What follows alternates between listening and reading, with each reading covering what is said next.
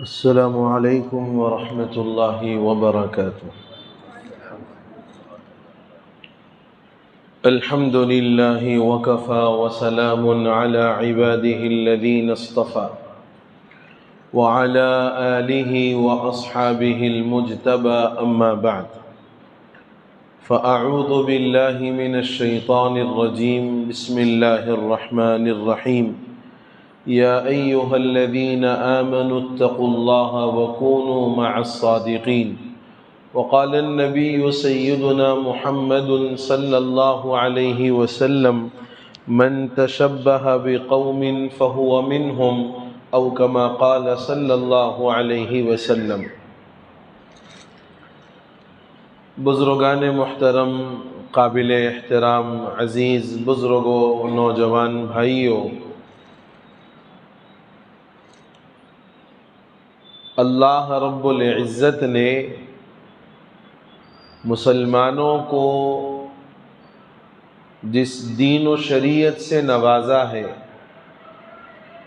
خدا کی قسم اس سے بہتر کوئی دین اور کوئی راستہ پوری دنیا میں نہ ہے نہ آ سکتا ہے.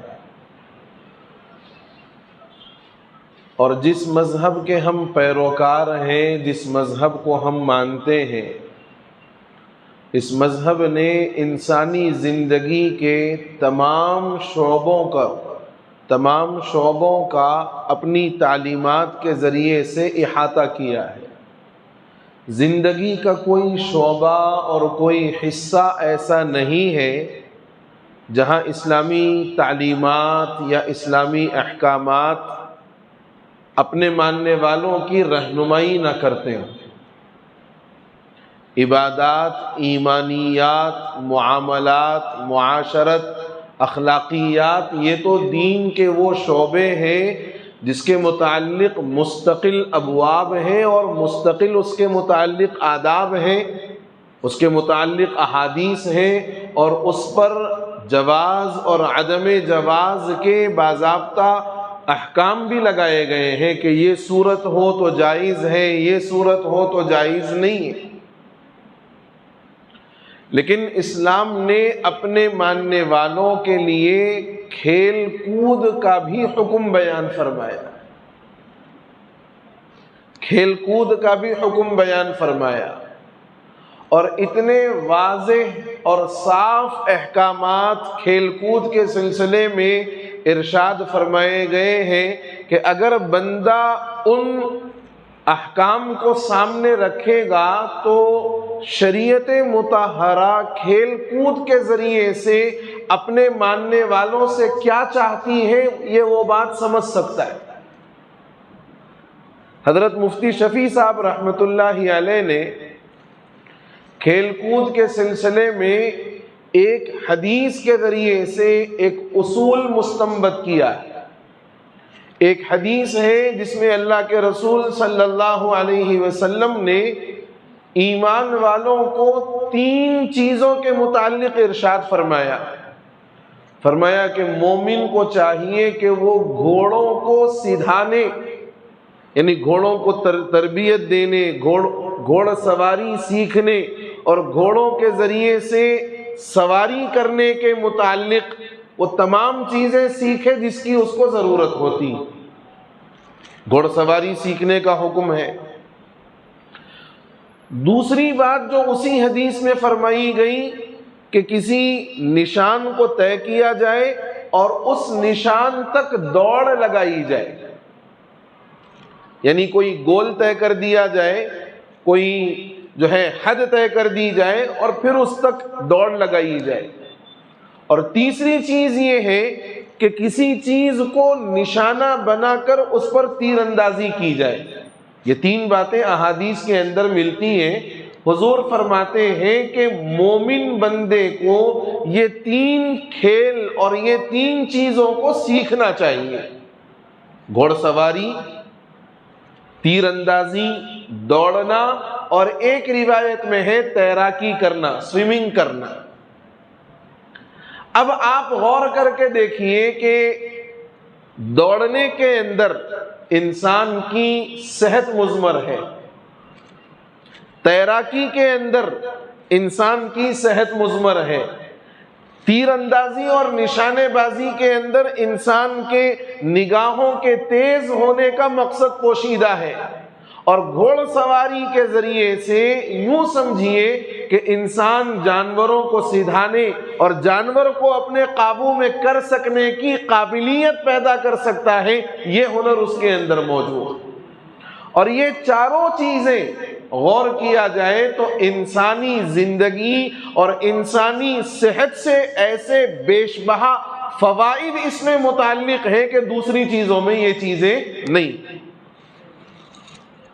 گویا شریعت نے کھیل کود کا حکم دیا، سیر و تفریح کا حکم دیا، تو اس میں بھی مومن کی صحت اور اس کی توانائی اور طاقت کو ملحوظ رکھا ہے، جس میں اس کی صحت اچھی بن سکتی ہو، جس کے ذریعے سے آدمی چاق و چوبند رہ سکتا ہو، جس کے ذریعے سے آدمی حفظان صحت کر سکتا ہو۔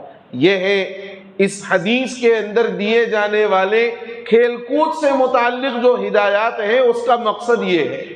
اس حدیث کے پیش نظر حضرت مفتی شفیع صاحب رحمت اللہ علیہ نے ایک اصول یہ بیان فرمایا ہے، ہر وہ کھیل کود جس میں انسانی صحت کا کوئی معتدبہ فائدہ پیش نظر ہو، ہر وہ کھیل کود جس میں انسانی صحت کا کوئی معتدبہ کا مطلب جس میں اچھی مقدار، جس میں بہت اچھے انداز میں انسان کی صحت کا فائدہ ہو، اور اس کھیل میں کوئی خلاف شرع کام نہ کرنا پڑتا ہو، اور وہ کام غیروں کی نقالی میں نہ آتا ہو، یہ کھیل جائز ہے۔ اصول سمجھنا، وہ کھیل جس میں انسانی صحت کا معتدبہ فائدہ ہو، یعنی بہت زیادہ فائدہ ہو، اور اس کھیل میں کوئی خلاف شرع کام انجام نہ دینا پڑتا ہو، ایسا کام جس کی شریعت کے اندر ممانعت ہے، ایسا کام نہ کرنا پڑتا ہو، اور وہ کھیل ایسا ہو کہ جس کے ذریعے سے غیروں کے ساتھ نقالی کرنا، ان کی کاپی کرنا، ان کے ساتھ مشابہت اختیار کرنا یہ لازم نہ آتا ہو، ہر ایسا کھیل جائز ہے، ہر ایسا کھیل جائز ہے۔ اب اس کا دوسرا رخ کہ ہر وہ کھیل جس میں انسانی صحت کا کوئی معتدبہ فائدہ نہ ہو بلکہ انسانی صحت کے بگڑنے کا اندیشہ ہو، بات آ رہی سمجھ میں؟ انسانی صحت کے بگڑنے کا اندیشہ ہو، یا انسانی صحت نہ بگڑے تو کم از کم فائدہ کچھ نہ ہو، اور اس میں خلاف شرع امور انجام دینے پڑتے ہوں، یا پھر اس میں غیروں کی نقالی یا ان کی مشابہت لازم آتی ہو، ہر ایسا کھیل ناجائز ہے، بلکہ بعض صورتوں میں ایسے کھیل حرام ہیں۔ یہ اصول سمجھ میں آیا؟ کون سا کھیل جائز اور کون سا ناجائز؟ اب اس اصول کو سامنے رکھتے ہوئے ہمارے پاس جو موسمی کھیل کھیلے جاتے ہیں اور وقتیہ جو تفریح کے واسطے کام کیے جاتے ہیں، اس میں یہ جنوری کا جو مہینہ ہے، جنوری کے مہینے میں غیروں کا ایک تیوہار آتا ہے، ان کی ایک عید آتی ہے، اس میں وہ لوگ پتنگ بازی کرتے ہیں۔ کیا کرتے ہیں بھائی؟ پتنگ بازی کرتے ہیں۔ اور آپ کی اطلاع شاید مجھ سے زیادہ بہتر ہو کہ پتنگ کے بنانے، مانجوں کے بنانے، یہ سارے کام تقریباً مسلمان کرتے ہیں۔ پتنگ بنانے کا کام، مانجے سوتنے کا کام، اور یہ ساری چیزیں تقریباً مسلمان انجام دیتے ہیں۔ چنانچہ آپ گلزار ہاؤس کے پاس جب چلیں گے اور وہاں سے جب آپ یہ اعتبار چوک کی مسجد کی طرف جائیں گے تو اس علاقے میں جتنی پتنگ کی دکانیں ہیں آپ تحقیق کر لیں، وہ ساری کی ساری دکانیں مسلمان بھائیوں کی، وہ ساری کی ساری دکانیں مسلمان بھائیوں کی ہیں، وہ یہ کہے گا کہ صاحب میرا روزگار اسی سے جڑا ہوا ہے، میرا روزگار اسی سے جڑا ہوا ہے۔ دیکھو یہاں ایک مسئلہ سمجھو، حضرت ابن عباس رضی اللہ عنہما فرماتے ہیں کہ میں نبی مکرم صلی اللہ علیہ وسلم کی خدمت میں بیٹھا ہوا تھا، ایک آدمی آیا جو اس دور کا آرٹسٹ تھا، مصور تھا۔ اس نے کہا یا رسول اللہ میرا کام آرٹسٹ ہوں، میں مصور ہوں، تصویر بناتا ہوں اور جاندار کی تصویر بناتا ہوں، اسی سے میرا گزر بسر ہوتا ہے۔ تو حضور نے فرمایا کہ دیکھو جاندار کی تصویر بنانا تو حرام ہے اور اس پر بڑی سخت وعیدیں ہیں۔ ایک کام کرو، اگر تم یہی کام کرتے ہو تو جاندار کی تصویر کے بجائے جو دوسری چیزیں ہیں، جھاڑ ہے، پہاڑ ہے اور جو دوسرے مناظر ہیں، ان مناظر کی تصویر بنا دیا کرو، مگر جاندار کی تصویر نہ بناؤ، اس لیے کہ یہ حرام۔ حضور نے یہ نہیں کہا کہ نہیں قطعی تم نہیں کر سکتے، بلکہ کہا کہ جو چیز از روئے شرع جائز نہیں ہے وہ کام نہ کرو، اس کے علاوہ جو کام ہو سکتا ہے وہ کام کرو۔ جاندار کی تصویر نہ بناؤ، غیر جاندار کی جو مناظر آتے ہیں، جو جھاڑ پہاڑ ہیں، اس کی تصویر بناؤ اور اس کو بنا کر کے تم اپنا روزگار چلانا چاہو، اجازت ہے۔ اب اس موقع پر جو یہ کہتے ہیں کہ ہمارا روزگار اسی سے جڑا ہوا ہے، تو اس چیز کو چھوڑ کر کوئی ایسا کام جس میں غیروں کے لیے تعاون کا ذریعہ نہ بنے۔ میں آگے چل کر ایک بات آپ کو مزید بتاؤں گا کہ پتنگ بازی کا سلسلہ شروع کہاں سے ہوا ہے۔ شاید امت کا ایک بڑا طبقہ ہے جو اس سلسلے کے آغاز سے واقف نہیں ہے، اور اتنی بھیانک سازش ہے الامان والحفیظ۔ اگر مسلمان واقعی اپنے اسلام پر جو ہے صحیح طور پر عمل کرنا چاہے، حضور اور اہل بیت اطہار سے واقعتاً اگر اس کو محبت ہو، تو پھر مسلمان قطعی کبھی اپنی زندگی میں پتنگ بازی نہیں کر سکتا، اتنا بھیانک پس منظر ہے اس کا۔ تو جو یہ کہتے ہیں کہ ہمارا روزگار ہے، تو بھئی اس کو چھوڑ کر ایسا کام جس میں غیروں کے لیے کوئی تعاون کا ذریعہ نہ بنے، ان کے لہو و لعب کے اندر آپ اپنے جو ہے جسم کی صلاحیت کو، دماغ کی جو صلاحیت کو لگا رہے ہیں، اگر یہ نہ ہو کوئی دوسرا کام ہو تو آپ وہ کام کریں، لیکن اس کام کو چھوڑیں۔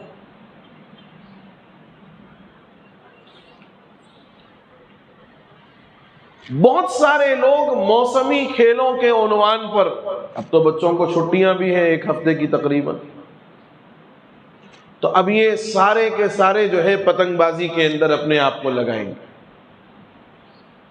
سارے کے سارے پتنگ بازی میں اپنے آپ کو لگائیں گے۔ میں آپ کو پہلے پتنگ بازی کا جو آغاز ہوا ہے وہ پس منظر آپ کے سامنے رکھتا ہوں، شاید کچھ ہمارا ایمان جو ہے اندر سے ہمیں آواز دے کہ ہم یہ کیا کر رہے ہیں۔ پڑوسی ملک میں جب متحدہ تھا، پورا متحدہ ہندوستان جو تھا، متحدہ ہندوستان میں 6 ممالک بنے ہیں اب، ورنہ 6 ممالک کا مل کر ایک ہندوستان تھا جس پر اورنگزیب عالمگیر رحمت اللہ علیہ نے حکومت کی تھی۔ اور اورنگزیب عالمگیر رحمت اللہ علیہ کے متعلق جو ہسٹری کے اندر، تاریخ کے اندر جو غلط بیانیاں کی جاتی ہیں، 54 سال اورنگزیب عالمگیر نے پورے ہندوستان پر حکومت کی۔ ہندوستان، پاکستان، بنگلہ دیش، تبت اور برما، سری لنکا، یہ سارے 6 ممالک بنے ہیں۔ ان 6 ممالک پر، اتنے بڑے ہندوستان پر اورنگزیب عالمگیر نے 54 سال 54 ایئرس حکومت کی ہے، اور تاریخ گواہ ہے کہ اورنگزیب عالمگیر نے 54 سال میں ایک رتی بیت المال سے اپنے لیے استعمال نہیں کی، ایک رتی اپنی ذات کے لیے۔ بادشاہ وقت ہے لیکن ایک رتی اپنی ذات کے لیے استعمال نہیں کی۔ پھر ان کا گزر بسر کیسے ہوتا تھا؟ اورنگزیب رحمت اللہ علیہ کے حالات میں ہے کہ دو کام وہ بڑی خوبی سے کرتے تھے. ایک تھے وہ بہت بڑے خطاط، لکھتے بڑے زبردست تھے، تو اپنے ہاتھ سے قرآن پاک کے نسخے لکھا کرتے تھے،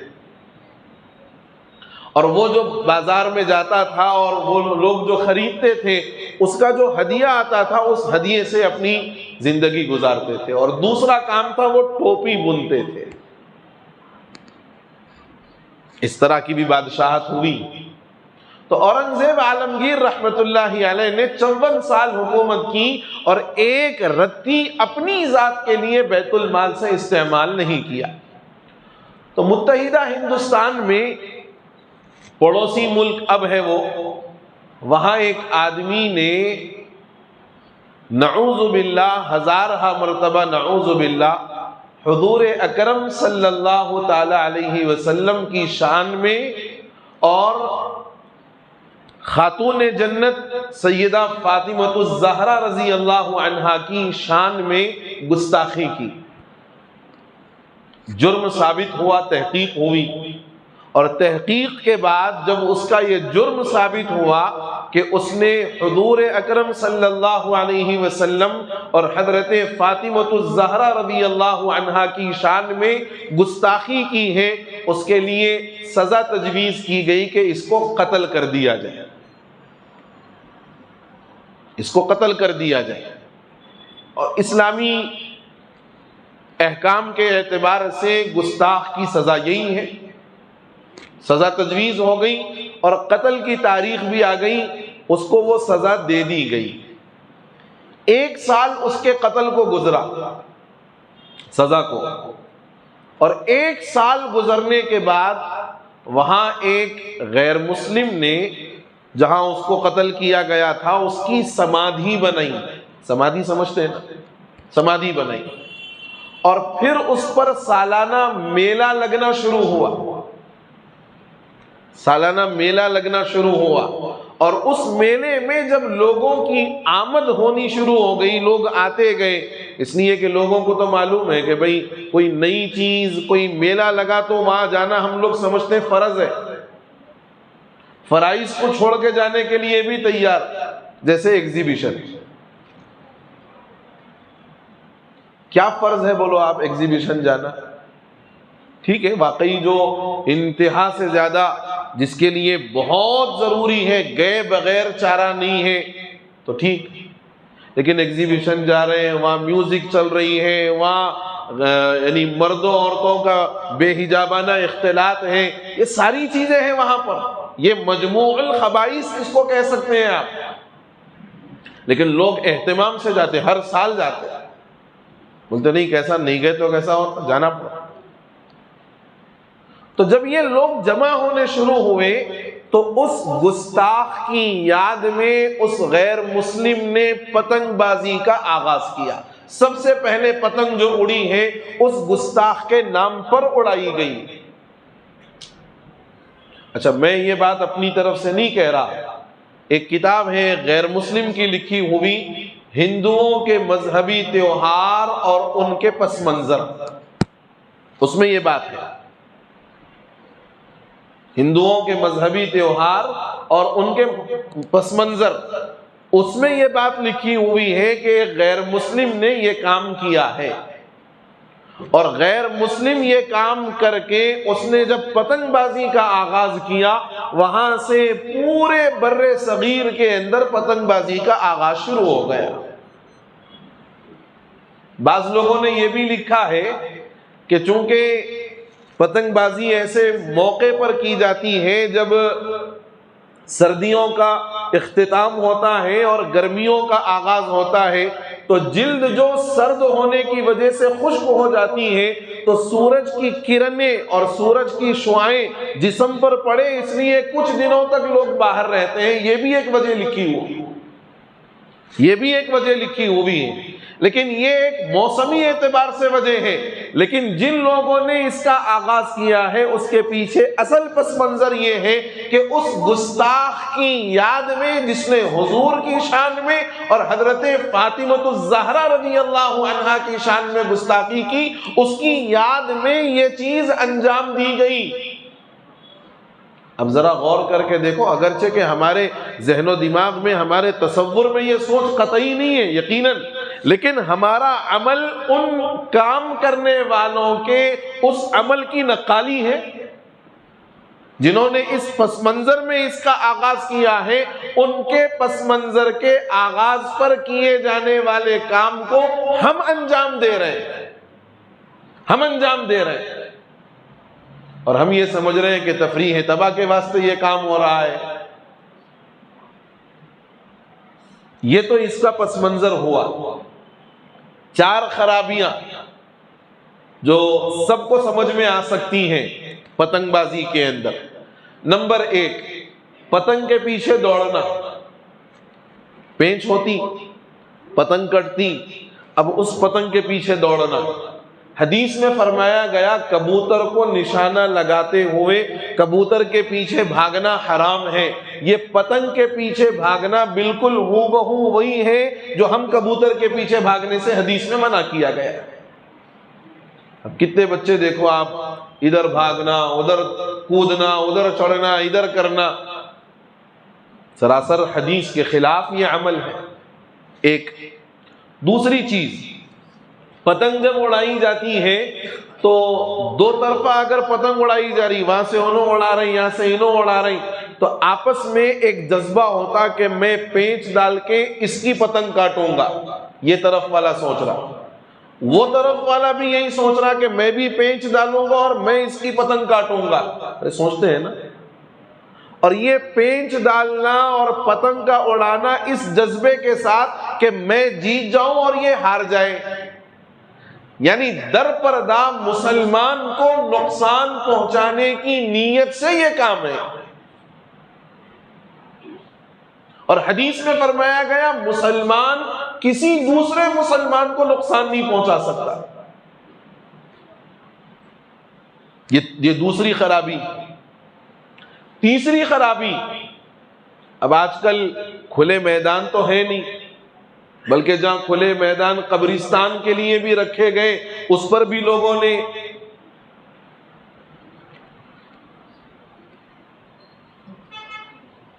وہ بیچارہ کہاں جائیں گا، جس کی آخری آرام گاہ ہو سکتی تھی وہ آرام گاہ بھی اس سے چھین لی گئی۔ بہرحال کھلے میدان تو ہے نہیں کہ جہاں جا کر کے یہ کام انجام دیا جائے، یہ کام انجام دیا جاتا ہے چھتوں پر چڑھ کر، اور چھتوں پہ چڑھنے کے بعد لازمی بات ہے کہ نگاہیں ادھر ادھر ہوتی ہیں، بے حجابی اور بے پردگی ہوتی ہے، اور پڑوسیوں کے لیے تکلیف اور ان کی جو ہے اذیت کا باعث بنتا ہے۔ یہ تیسرا گناہ۔ چوتھا گناہ یہ ہے کہ خالی اوپر چڑھ کے اپن پتنگ نہیں پلاتے، عام طور پہ دیکھے آپ، ساتھ میں کیا ہونا، سٹیمنا ملنا، ان کو جوش دلانا، اس کے واسطے ڈی جے، اس کے واسطے کس کا انتظام؟ ڈی جے کا استعمال۔ اور ڈی جے کے ذریعے سے جو چیزیں خود سن رہا ہے اور دوسروں تک وہ چیز پہنچائی جا رہی ہے، یہ ساری کی ساری پیور حرام ہے، آپ کو معلوم۔ اس کے علاوہ پتنگ کے پیچھے جانی نقصانات، وہ بلڈنگ سے گر گیا، وہ مانجا آ کے جو ہے نا ایسا کاٹ دیا، وہ ہو گیا، یعنی ہر سال اس موقع پر ایسی خبریں بار بار آپ سنتے رہتے ہیں۔ اب ذرا غور کر کے دیکھو اس بات پر کہ ان نقصانات کے رہتے ہوئے جو ازروع شراب بالکل حرام ہے، ایک مسلمان جو اللہ اور اس کے رسول سے محبت اور عقیدت رکھنے والا، اللہ اور اس کے رسول کے احکامات پر مر مٹنے والا، حضور اور اہل بیت اطہار سے اپنی وابستگی رکھنے والا، کیا ایک بندے مومن کے لیے یہ بات گوارا ہو سکتی ہے کہ جو کام حضور کے اور حضرت فاطمہ الزہرا رضی اللہ عنہا کی شان میں گستاخی کرنے والے کے نام سے شروع کی گئی، وہ کام کوئی مسلمان کر سکتا ہے؟ ہزارہا مرتبہ نعوذ باللہ ایک مسلمان جو ایمان والا ہے وہ تو نہیں، جس کے اندر ایمان کی ادنا سی کسک باقی ہے، جو بہت کم ایمان والا ہو، یعنی اعمال کے اعتبار سے اتنا زیادہ نہیں ہے لیکن مسلمان ہے، حضور اور اہل بیت سے محبت رکھنے والا ہے، کسی قیمت پر وہ یہ کام نہیں کر سکتا۔ اور پھر یہ 4-6 جو مفاسد میں نے آپ کے سامنے بیان کیے ہیں، ازروع حدیث اور ازروع قرآن، جس کے ذریعے سے اس عمل کے حرام ہونے میں، گناہ ہونے میں کوئی شبہ باقی نہیں ہے۔ اس لیے مسلمانوں اس بات کا عہد کرو اور اس بات کا وعدہ کرو کہ نہ ہم اس عمل کے اندر مبتلا ہوں گے اور نہ اپنے اہل و عیال کو اس کے اندر مبتلا ہونے دیں گے، وعدہ ہے۔ اور جو یہ کام کرے اس کو محبت سے سمجھایا جائے کہ دیکھو بھائی یہ کام ایسا ہے، اب تک نہیں معلوم تھا، اللہ غفور الرحیم ہے، معاف کر دیں گے، لیکن اب معلوم ہو جانے کے بعد، علم میں آ جانے کے بعد ہمارے لیے ضروری یہ ہے کہ بچوں کی ان غیر ضروری خواہشات کو پورا کرنے کے بجائے ان کی تعلیم پر توجہ دی جائے۔ یہ جو چھٹیاں ملتی ہیں، ان چھٹیوں میں 1 ہفتے کا ہوم ورک بھی دیا جاتا ہے، بچوں کو بٹھا کر اس کی طرف توجہ دلائی جائے۔ گھروں کے اندر تعلیم کا، میں نے اس سے پہلے بھی کہا، رات میں کھانا کھاتے وقت میں کھانے سے پہلے پورے بچے، اہلیہ اور گھر کا ذمہ دار سرپرست وہ کوئی کتاب علماء سے معلوم کر کے طے کر لیں، وہ کتاب کی 10 سے 15 منٹ کی تعلیم کریں۔ خدا کی قسم اس کے ذریعے سے جو اثرات آپ کے گھر اور آپ کی اولاد پر آئیں گے، کئی لاکھوں بیانات کے ذریعے سے وہ اثرات نہیں آ سکتے۔ میں بہت واضح الفاظ میں یہ بات کہہ رہا ہوں۔ ٹھیک ہے، ہم نے بیانات سن لیے لیکن گھر کی خواتین نے بیان نہیں سنے، ان کو دین کے احکام کے متعلق وہ جانکاری نہیں ہے جو ہمیں ہو رہی ہے۔